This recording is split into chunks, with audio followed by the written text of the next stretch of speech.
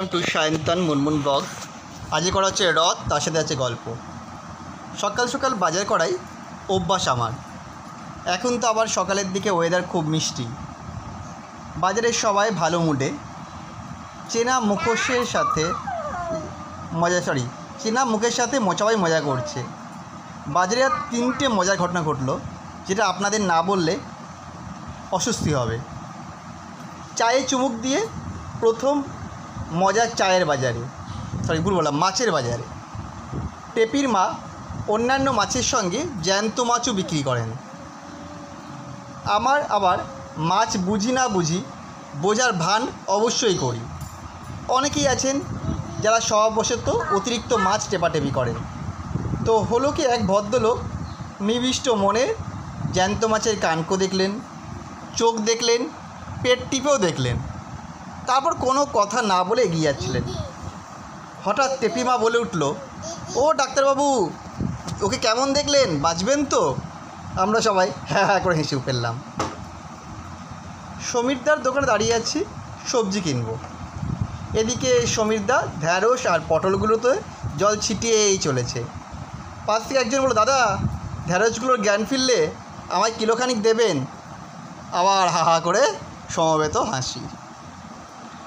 এবার লাস্টেরটা, বাজারে যে পিসিমারা বসেন তারা এই হাঁস বা মুরগির ডিম সঠিক দেয়।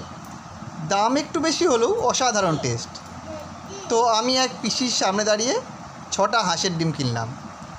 তারপর খেয়াল করলাম যে পিসিমার কাছে এক টুকরো কাটা কুমড়ো পড়ে আছে।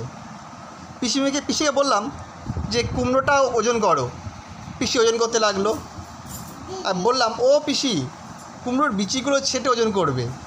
পিসি এবার আমার দিকে গোল গোল চোখে তাকিয়ে তারপর বলল, ও বাবা, নিজের ওজন করার সময় কি তাই করো নাকি বাছা? কে একজন ফিক করে পেছন থেকে হাসলো। ঘুরে দেখি অচেনা এক ভদ্রমহিলা মুচকি হাসতে হাসতে আমায় কস করে এগিয়ে যাচ্ছে। এগুলো রাজীব বসুর লেখা। অবশ্যই শুনুন, হাসুন, ভালো লাগবে। পরেরটা অত্যন্ত সিরিয়াস ব্যাপার নিয়ে। বিবাহিত জীবনে বারবার স্থির প্রেমে পড়ার উপায় কী? আশা করি পুরো গল্পটা শুনবেন আপনারা। অফিস থেকে বাসায় ফেরার সময় হঠাৎ খেয়াল করি আমাদের অফিসের একজন স্টাফ রাম হাতে গোলাপ নিয়ে রাস্তার পাশে দাঁড়িয়ে আছে। আমি গাড়ির কাজটা নামিয়ে বললাম, আরে রাম, এখানে কি করছো? সে গোলাপটা পিছন দিকে আড়াল করে বলল, বাড়ি যাব স্যার, তাই রিক্সার জন্য দাঁড়িয়ে আছি। আমি বললাম, তোমার বাসা কোথায়? রাম মাথা চুলকাতে বলল, উত্তরাতে স্যার। আমি অবাক হয়ে বললাম, আরে আমার বাড়িও তো উত্তরাতে, আসো তোমায় বাসায় নামিয়ে দেব। রাম আমার কথা মতো গাড়িতে উঠল। ফুলটা যখন আমার চোখের সামনে থেকে আড়াল করতে চাইলো, আমি তখন বললাম, ফুল কার জন্য? রাম লাজুক হেসে বলল, আমার স্ত্রী অর্পিতার জন্য। আজ কোনো স্পেশাল দিন নাকি? জি স্যার, আজকের দিনে আমি অর্পিতার প্রেমে পড়েছিলাম। পরদিন অফিসে যখন বাসায় ফিরবো, তখন রামকে ডেকে বললাম, চলো একসাথে যাই। গাড়ি দিয়ে যাবার সময় হঠাৎ রাম আমায় বলল, স্যার, সামনের ফুলের দোকান থেকে 1 মিনিটের জন্য গাড়িটা দাঁড় করান না। আমি গাড়িটা দাঁড় করাতেই রাম তড়িঘড়ি গাড়ি থেকে নেমে ফুলের দোকানে ঢুকলো। কিছুক্ষণ পর একটা লাল গোলাপ নিয়ে আসলো। আমি বললাম, আজকেও স্পেশাল দিন নাকি? রাম আগের দিনের মতোই লাজুক হেসে বলল, জি স্যার, আজকের দিনে আমি অর্পিতাকে দেখে প্রেমে পড়েছিলাম। আমি অবাক হয়ে বললাম, তুমি না কালকে বলেছিলে কালকের দিনে তুমি তোমার স্ত্রীকে দেখে প্রেমে পড়েছিলে, আবার আজকে একই কথা বলছো?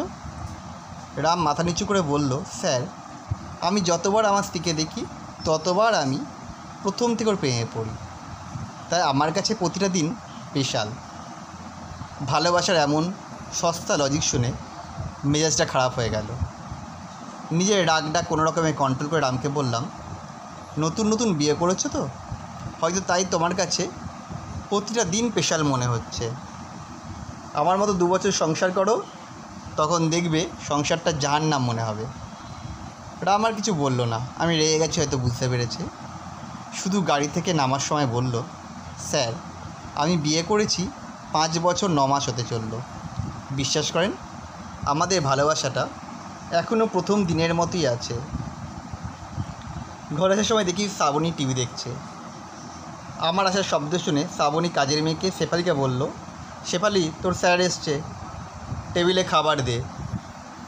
খাওয়া দাওয়ার পর বিছানায় শুয়ে আছি, তখন শ্রাবণী এসে বলল, কাল আমার 50,000 টাকা লাগবে, একটা নেকলেস পছন্দ হয়েছে, কাল সেটা কিনবো। আমি রেগে গেলাম, বললাম তোমার 2 দিন পর পরই গহনা লাগে, টাকা তো নিজে ইনকাম করো না, তাই টাকার মূল্য বোঝো না। আমার কথা শুনে শ্রাবণী রেগে বলল, নিজের বইয়ের শখ আহ্লাদ পূরণ করাতে পারো না, কেমন পুরুষ তুমি? আমি ওর কথায় কোনো উত্তর দিলাম না। শ্রাবণী বালিশ নিয়ে অন্য রুমে চলে গেল, আর আমি শুয়ে শুয়ে রামের কথা ভাবতে লাগলাম। হাঁদারাম বলে কি না, স্ত্রীকে যখনই দেখি তখনই প্রেমে পড়ে। আর আমার তো স্ত্রীর চেহারাটা দেখলে মেজাজই খারাপ হয়ে যায়। প্রেমে পড়া তো। অফিসে আসার পর রামকে আমার রুমে ডেকে আনলাম, বললাম, তুমি খুব ভাগ্যবান মানুষ। আমি আমার স্ত্রীর পেছনে লাখ লাখ টাকা খরচ করেও ভালোবাসার রং ধরে রাখতে পারিনি। তুমি মাত্র 15 টাকার গোলাপ দিয়েই রং ঠিক রেখেছ। রাম বলল, ভালোবাসার রং বদলায় না, মানুষটাও বদলায় না, হয়তো এর জন্য আপনি নিজেই দায়ী। আসলে ভালোবাসা হলো আপনার কত টাকা দিয়ে করছেন তার জন্য না। আপনি কখনও স্ত্রীর কাছে লাখ টাকা দামের জিনিস চাইবে না। মাঝে মাঝে স্ত্রীকে পাশে নিয়ে 30 টাকার ফুচকা খান। দামি গাড়ি চড়বে না যদি একদিন রিক্সায় হুটখোলা গাড়িতে যাবেন। যদি স্ত্রীর কপালে একটা চুমু খান, দেখবেন জীবন রঙিন হয়ে গেছে।